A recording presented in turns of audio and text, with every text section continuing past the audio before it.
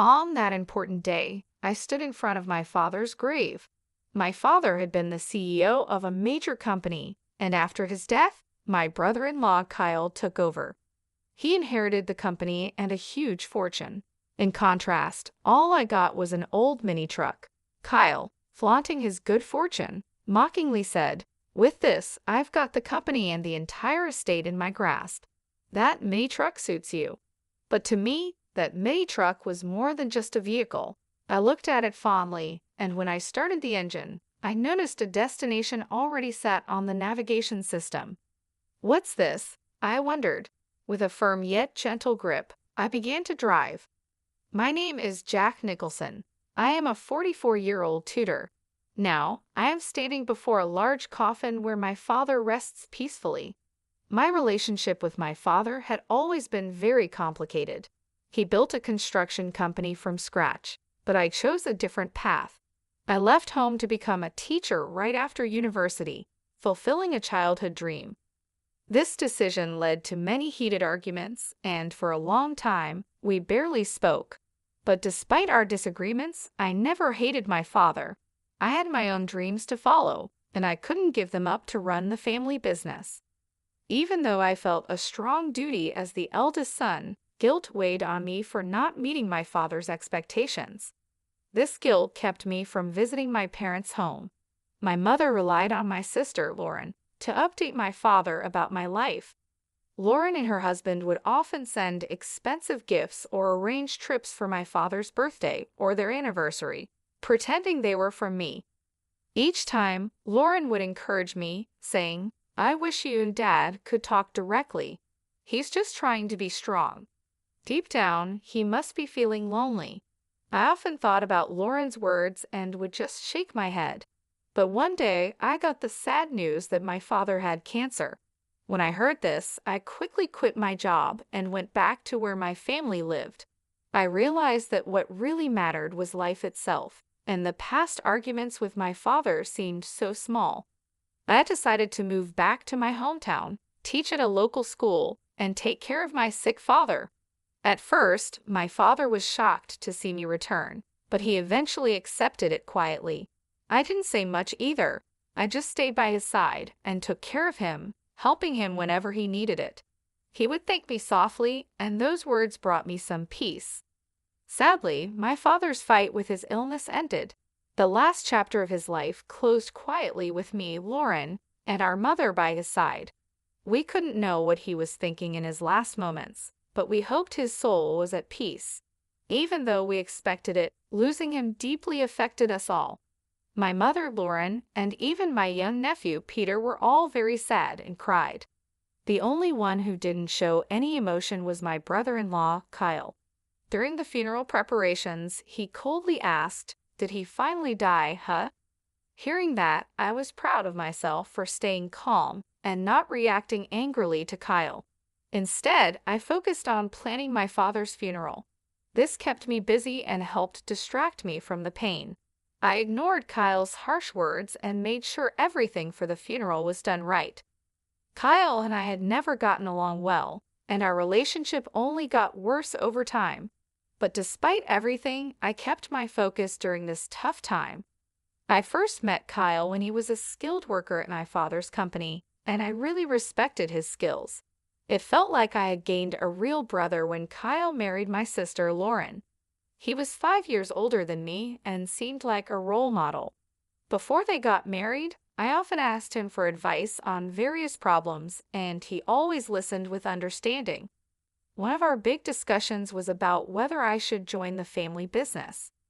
Kyle would say, "Sean should live his own life, and Jack, you have your own path. No one knows which choices in life are the best, so the most important thing is to make choices you won't regret later."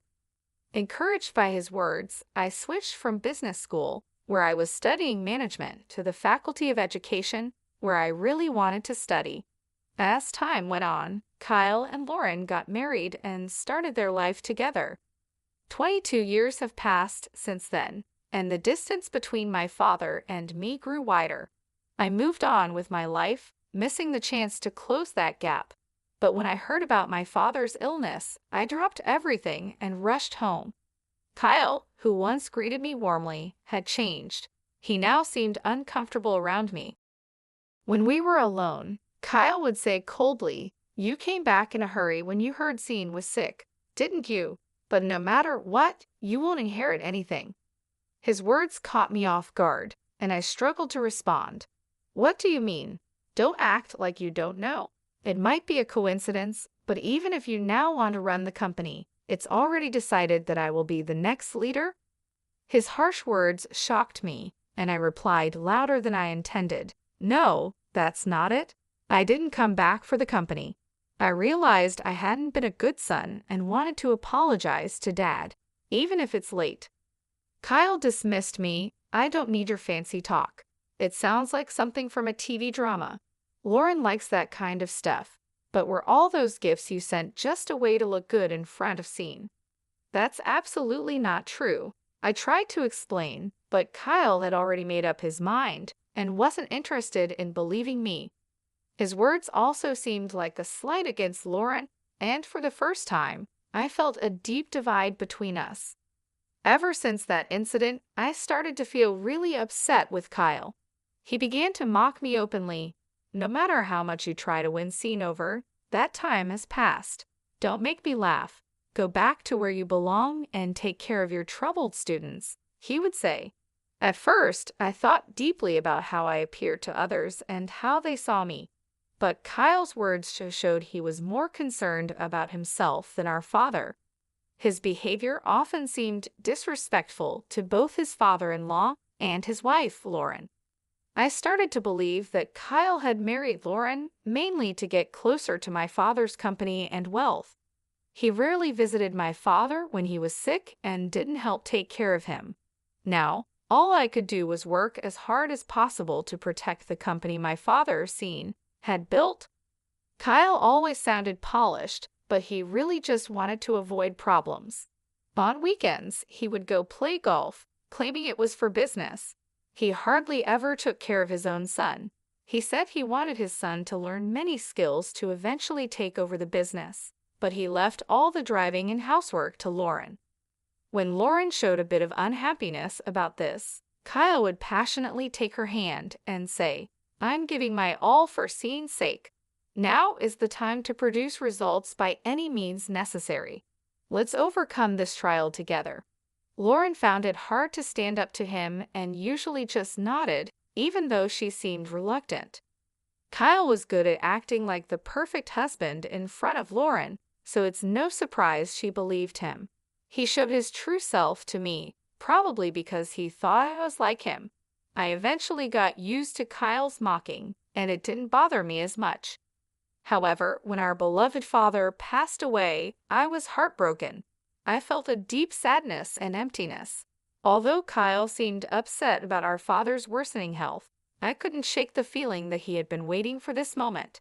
This thought made me very sad and angry. After our father died, Kyle inherited most of our father's large fortune. Even though he was just a son-in-law, he had the same rights to the inheritance as Lauren and me, according to my father's will. He got most of the shares of the company and a lot of wealth. This unexpected turn of events left me speechless, even though I was my father's biological child. I had thought the inheritance would be split fairly among the three of us, but instead, Kyle got almost everything. All I received was an old mini truck that my father once loved. In public, Kyle seemed surprised, but alone with me, he laughed and said, "You came all the way from the city to this small town, took care of Sean day and night, and all you got is this little truck, huh? What an ironic end. Now the company is mine, and you're left with just this mini truck as your inheritance. It's like a comedy." As he left the room with a smirk, I felt empty inside. Holding the mini truck keys tightly, the cold metal made me face the harsh reality. But my family tried to cheer me up. "Keep your head up. Sean had his reasons. He didn't mean to upset you. That truck was something Dad always loved. It was his favorite vehicle. He surely cared about you." Despite their kind words, I was too hurt to respond. I knew that what you inherit doesn't measure a father's love, but the fact that Kyle, who seemed to be waiting for my father to die, got almost everything, was deeply insulting. It wasn't about the money, it was the pain of seeing my father's hard work go to such a man. I felt powerless to change the situation. Clutching the truck key, I decided to take care of the mini truck, the only thing my father left me. It seemed to hold a deeper meaning. I hoped that cleaning the truck might help me sort out my feelings. I carefully washed the truck with a hose and then sat in the driver's seat, where my father used to sit. Starting the engine, I noticed something unusual on the navigation system. It was displaying a single thick blue route instead of just showing my location. That's odd. Why is there a destination set on the navigation system? I wondered. This usually only happens when a specific route is being followed. When I checked the destination on the screen, it showed only coordinates, not a specific place. It would take about an hour's drive. Wanting to go for a drive in the mini truck, I didn't think too much about it, put the truck in first gear, and left the house. An hour later, during a pleasant drive, I arrived at what seemed like a home. It was a surprise. In front of me was a small, modest house, quite different from the larger homes in my hometown. It felt warm and inviting. The area was quiet, and I couldn't see or hear anyone else around. I got out of the truck and stood in front of the house, feeling a bit confused. There were no signs to indicate what this place was, but it seemed the navigation system had brought me here for a reason. With some hesitation, I rang the doorbell. As the door slowly opened, the person I saw was the last one I expected, my mom. "I've been waiting, Jack. Come in, dear," she said. "Why are you here, Mom? And how come this place was set in Dad's navigation system?" I asked. "I will explain everything, but first, come inside and relax," she replied. Following her inside, I found the interior simple yet cozy, with just the essentials. My mom made some tea and started to explain in a calm voice. "Actually, this was your father's secret hideout." A hideout? I was surprised. I've never heard about Dad having a place like this. She explained, "This place is our secret spot. We came here when we needed our own space or when we wanted some peace and quiet. If we ever had a small argument, our rule was to come here to cool off. You didn't know about it, did you?" I was stunned and deep in thought. I had no idea such a family rule existed. She continued, "And this is something your father wanted you to have." Saying this, she handed me a brown envelope. It was slightly bulging, as if something important was packed inside. I decided to read the letter addressed to me. "Jack, I have caused you a lot of trouble and made you endure unbearable hardships over the years. I am truly sorry from the bottom of my heart." The letter was filled with my father's reflections on his past mistakes and his deep gratitude towards me. He wrote, "Your mother often tells me that it was your choice to leave home, and a son has the right to choose his own path in life. We are both stubborn, but when you came back after I fell ill, it was a wonderful surprise for me, although I couldn't express it well, because I'm not good at showing my feelings. I am deeply grateful to you for supporting and taking care of the family." This was the first time I heard such heartfelt words from my father, and it made me very emotional. The letter also mentioned Kyle. To tell the truth, my distrust towards Kyle grew over time. He's good with words and makes people feel comfortable, but I could see his true nature. I suspected his sneaky behavior around the house was his way of trying to claim ownership. I was too tired from work and taking care of you all to notice his cunning actions, but now, knowing Kyle as I do, I believe these suspicions were correct. The letter continued, "I have no intention of giving the company to you, but if something unexpected happens, I have left a significant amount of money with your mother. This is to ensure that you and Lauren will not be in need. Please accept it." After finishing the letter, I looked up at my mother. She said nothing but looked at the brown envelope. I hesitantly reached for it and checked its contents, confirming everything was in my mother's name. She began to speak firmly. "If I transfer the accounts to you and Lauren's names, it would be considered a gift under tax laws. If it's mentioned in the will, Kyle might try to take it. Your father gave this money to me secretly while he was still alive to avoid Kyle's interference. Now, I want to give it to you and Lauren as a living gift." She explained this to me, but I was still trying to understand the full impact. The amount written in the account book she showed me was huge, unlike anything I could have imagined. I had never seen so much money before. It meant a lot to me that my dad had left this for me, not because of the amount, but because it showed he really cared about me, not just Kyle, who was seen as his successor. This touched me deeply. We didn't often share deep emotional words, but I knew he always cared deeply for us. "I want everything I entrusted to your mother to be passed on to you as a thank you for all the gifts you've given me, and for that, I am truly grateful," he wrote. Before I knew it, tears were streaming down my face. I couldn't hold back my emotions. For a long time, I felt that my father never really understood me, but I was completely wrong. He always understood and valued me. That's probably why he trusted me with that old mini truck, knowing I would value it and use it well. "Mom, I really wish I could have done more for Dad," I said, feeling deep regret. But my mother comforted me with a gentle smile. She seemed to understand the regret I felt, saying, "It's natural to think you could have done more when mourning a parent. But you brought your father great joy and gave him so much love. You were his greatest pride." Hearing her words made me cry again. They also inspired me to make a firm decision.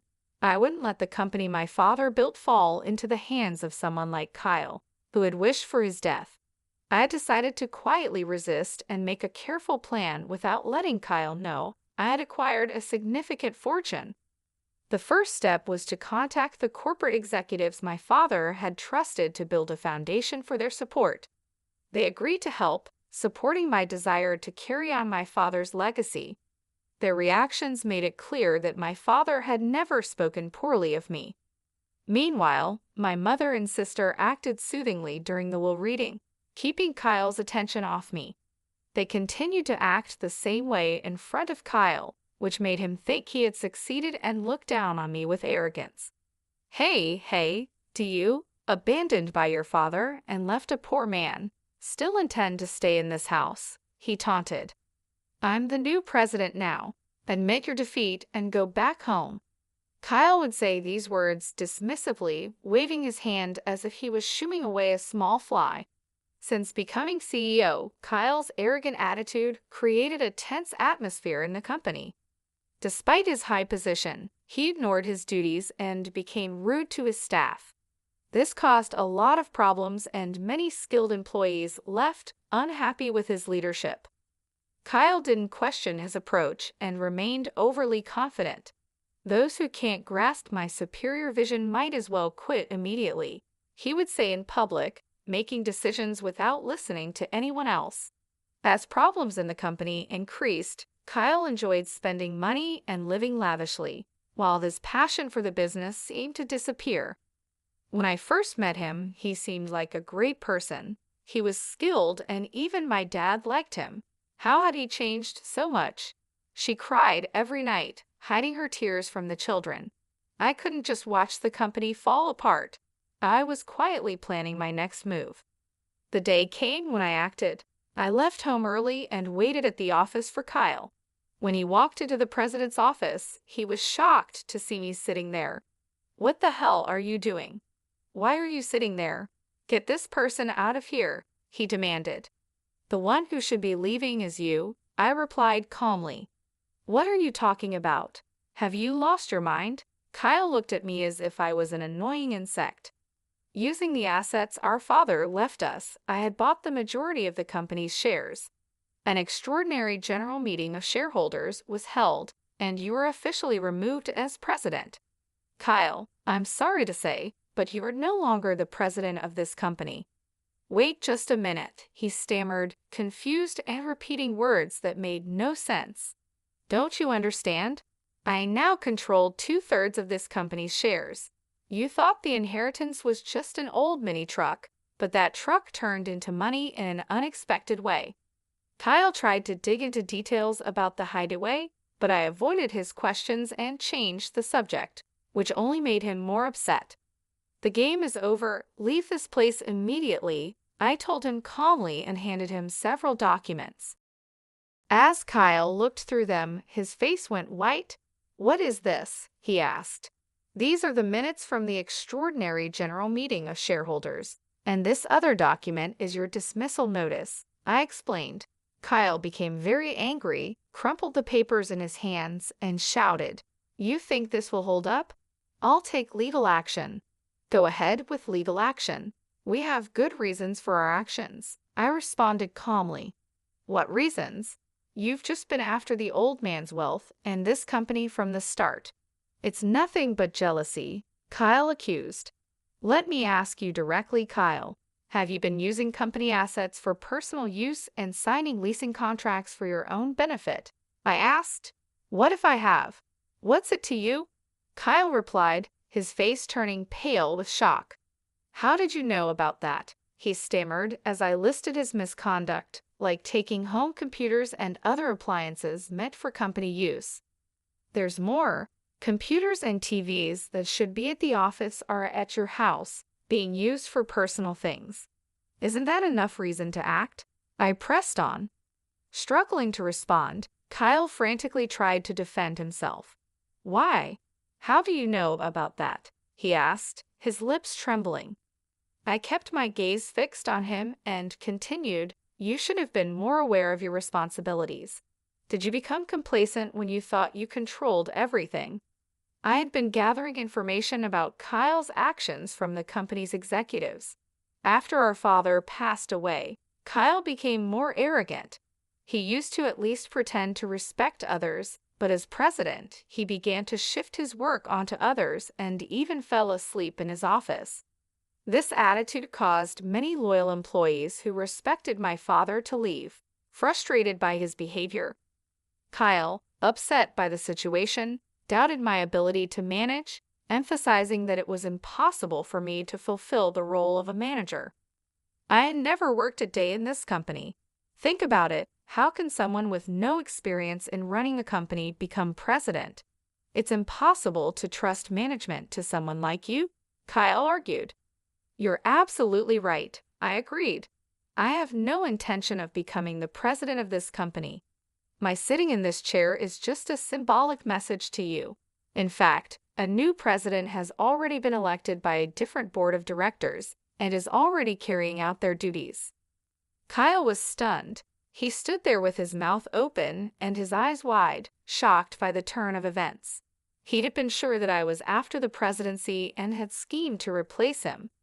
As I've said many times, I'm not after the president's position. My only goal is to honor my father and protect the company he spent his life building, I explained. "Who would believe such fancy talk?" Kyle retorted. He thought I only cared about the wealth and status that came from our father, not his true worth. After my reply, Kyle trembled with anger for a moment, but then composed himself. "Do you think this is over and you can just enjoy it?" he scoffed, and then stormed out of the president's office. That night, something unexpected happened. Lauren threw divorce papers at Kyle, ending their marriage. This was a result of his misconduct at the company and his eventual firing. The new president was chosen from among the directors who respected my father and were determined to protect what he built. I felt the company should be led by someone who would continue my father's legacy, a sentiment my mother and sister supported. As I coordinated Kyle's dismissal with the lawyers, Lauren was preparing for the divorce. On the day she mentioned divorce, her hurt voice filled the house with a heavy atmosphere. "Why do you turn away from me now? Is it because I've lost the title of president and you've lost interest in me?" Kyle asked. Maintaining her calm but firm, Lauren replied, "There's no point in talking about betrayal.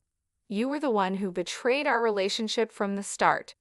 Your love was not for me but for the title of the president's daughter. You neglected our home, didn't help raise our children, showed no respect to our sick father, and in the end, you tried to take everything from our father for yourself. Now it's time for you to face the consequences." Kyle had no response to Lauren's words. She had endured a lot, worrying about her children's futures and the fate of the company. But thankfully, the inheritance from our father gave her a solid financial base to raise her children after the divorce. We planned to live a peaceful life away from conflict with our mother and sister.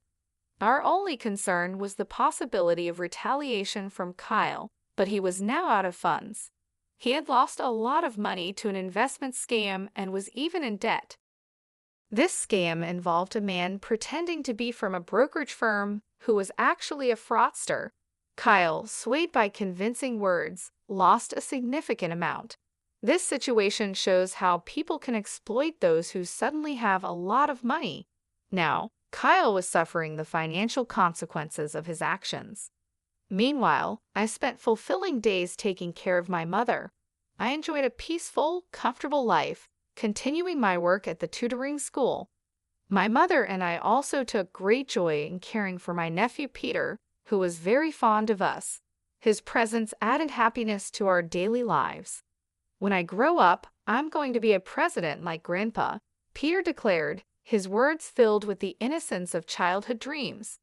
This brought smiles to our faces and even made my mother tear up with emotion. Lauren and I exchanged knowing looks, our smiles reflecting warmth and understanding. You might say that now, but I wouldn't be surprised if you want to become a teacher when you're in college. I teased him gently, reflecting on similar past statements which made everyone laugh. But I'm not very good at studying, so maybe I won't make a good teacher, he said seriously, furrowing his brow. His earnestness made this even more endearing and prompted more laughter, this time filled with affection. In that moment, filled with an overwhelming sense of happiness, we realized we were truly living in the present, enjoying our family unity and ready to face whatever the future might